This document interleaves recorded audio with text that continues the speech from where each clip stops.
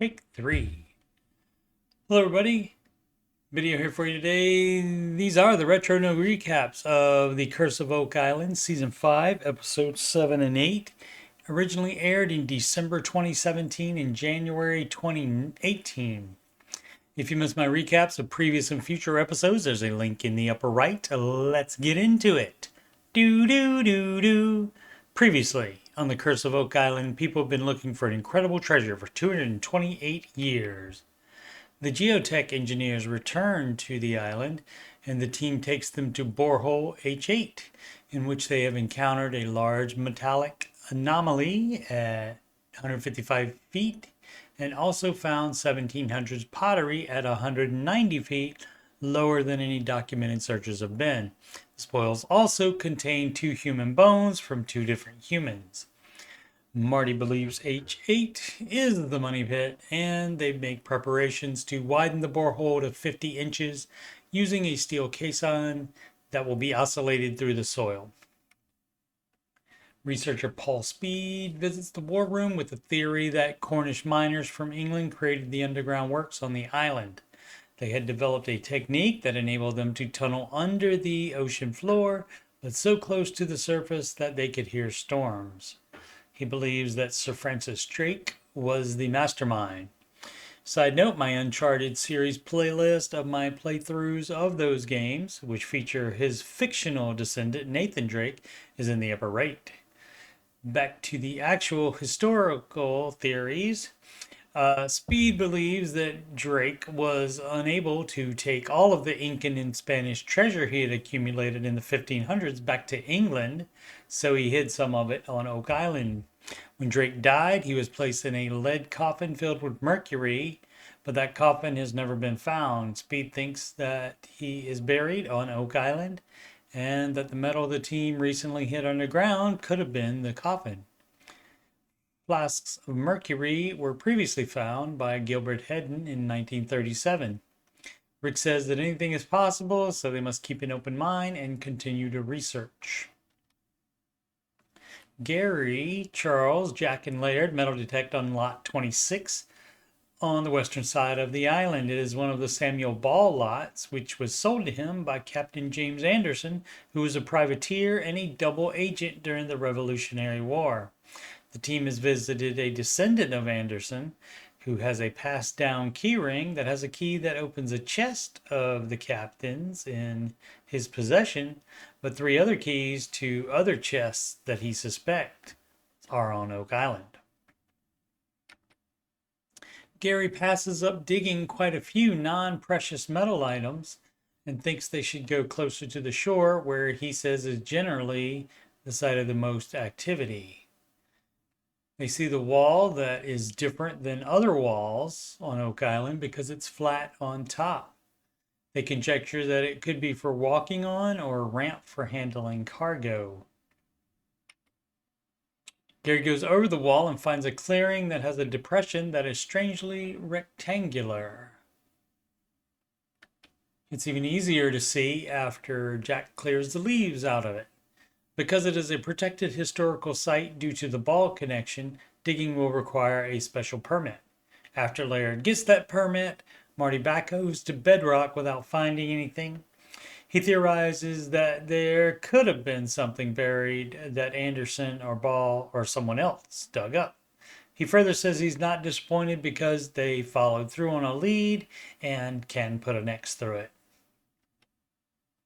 At St. Mary's University, Doctors Brousseau and Yang confirm that the fibrous material found in the H8 spoils is indeed parchment, as Jack suspected. Plant-based paper would normally be used. Parchment was only used for very important things, like the Declaration of Independence.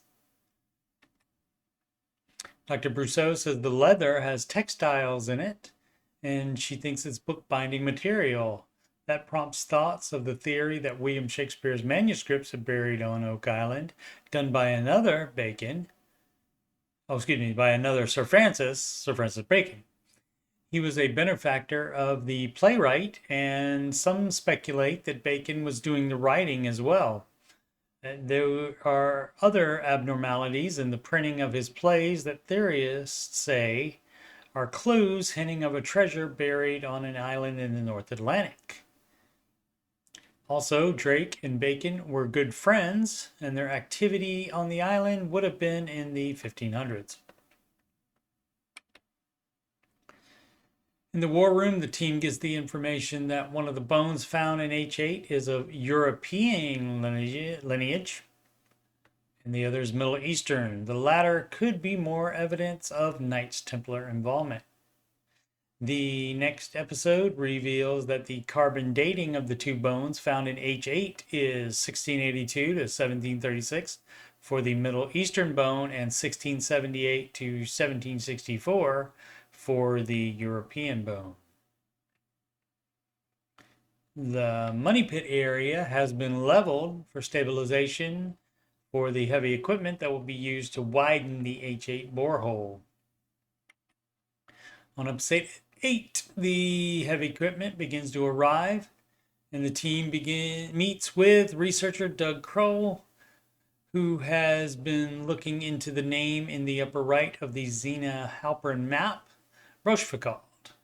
Dating back to the 900s, that French noble family from the ancient region of Neustria was a powerful house, and their lineage can be traced to the Lucien family that was the ruling class in Jerusalem during the Crusades. The bloodline extends to the first U.S. President, George Washington, former Prime Minister of the United Kingdom, as well as current day King Charles. Winston Churchill was that former Prime Minister. I forgot to type that out. Rick says not for the first or last time that the information hunt is every bit as important as the work they are doing on the island. Doug and Alex will check the archives at the college at which Doug works.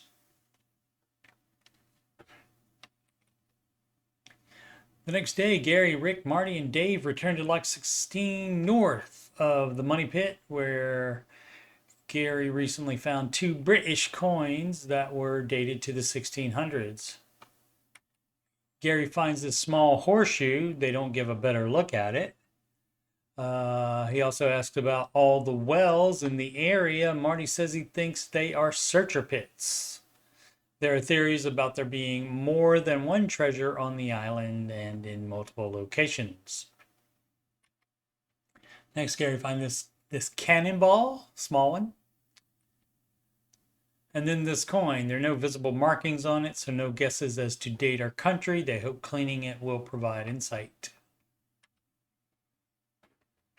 Alex and Charles meet Doug at the Center for Geographic Sciences in Lawrencetown, 80 miles from Oak Island. Doug finds something he and Charles have discussed previously. Mahone Bay, where Oak Island sits, is left off famed cartographer Samuel Champlain's otherwise definitive map. They don't believe it's simply an oversight because the bay is 25 by 20 miles and with over 360 islands in it. I was curious and checked the internet to see if Champlain was a Mason, and it appears he was not, but I did find out he founded Quebec. That's the overlay look. So compare the actual map to the Champlain map.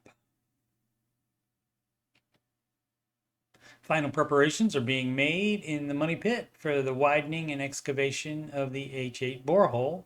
As you can see, it's not that far from the garden shaft. Garden shaft is in the red cordoned off area on the right side of the image. The garden shaft becomes prominent in seasons 10 and 11. Here's a closer view. Meanwhile, Doug finds a book that has a lineage chart that says Francis de la Rochefoucauld married into the Dugas family. Pierre Dugas was the founder of the first French colony in Nova Scotia. Samuel Champlain was Dugas' cartographer and traveled with him to the New World, so perhaps Mahone Bay was not included in the map at Dugas' instruction. Doug says Rochefoucauld isn't just a name on a map any longer, but a family that is connected to the early history of Nova Scotia. Later, via Doug and a French researcher that specializes in French activities in the New World, the team has been invited to meet with a Rochefoucauld descendant. The gray and white oscillator arrives after being custom built in Korea and shipped to the Oak Island.